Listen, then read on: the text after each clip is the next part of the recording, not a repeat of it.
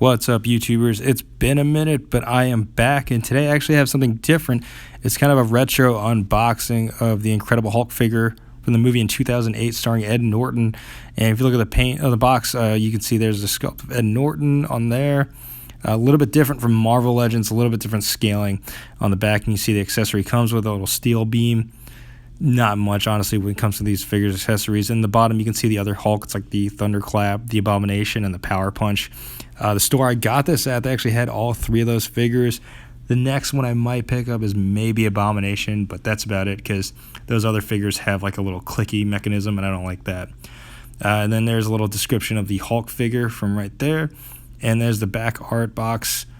And without further ado, let's get started on the unboxing. So right out of the box, we have the Incredible Hulk and his accessory, which actually I'm going to go over first. And here's those little accessories, kind of like a rubber steel beam that breaks away. Don't really care for it. I'm probably just going to throw it out, honestly, because I'm not going to use it at all. And it doesn't really look cool when it comes to him holding it anyways. It has no real purpose, to be honest with you. I'd rather have like the police car he used in the movie. But here you can see the sculpting on the Hulk. And definitely can see that this is from years past because of the face sculpt. The eyes a little off. See the veins though and the details they put on his muscles, which is pretty sweet. Because when I think of the Ed Norton Hulk, I think of like this super shredded, yoked Hulk, as opposed to the gorilla ape-like Hulk you see in the other Avengers films. You can see the articulation in the body. You have the wrist and the elbow pivot, and actually it's kind of new. I've never seen this right here. You see the muscles pivot and the waist articulation. Typical like you'd see, and there's the back detailing. There's a little bit brownish I notice on this. Don't necessarily know where that's from, or if it's maybe because it's from like the battle he had with Abomination. Has your basic articulation where your knee joints and your ankle pivot. Now here's an interesting thing when it comes to the feet. If you look at it carefully, you'll notice that, oh, look at that, there's a little print in the bottom there.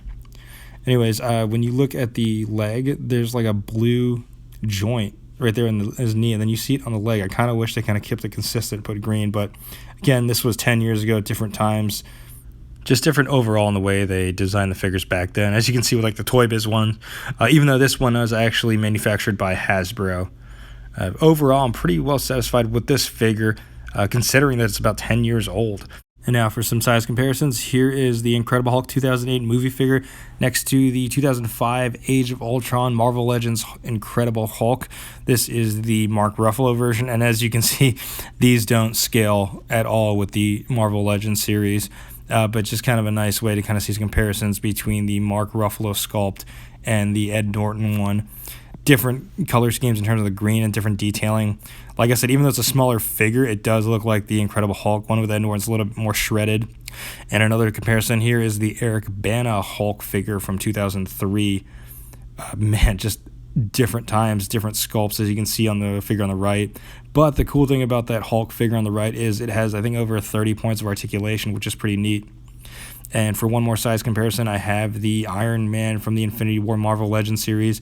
Just reiterating again, these things don't scale well with the Marvel Legends at all, but I'm still going to use it for stop motion. I lied because I have another comparison.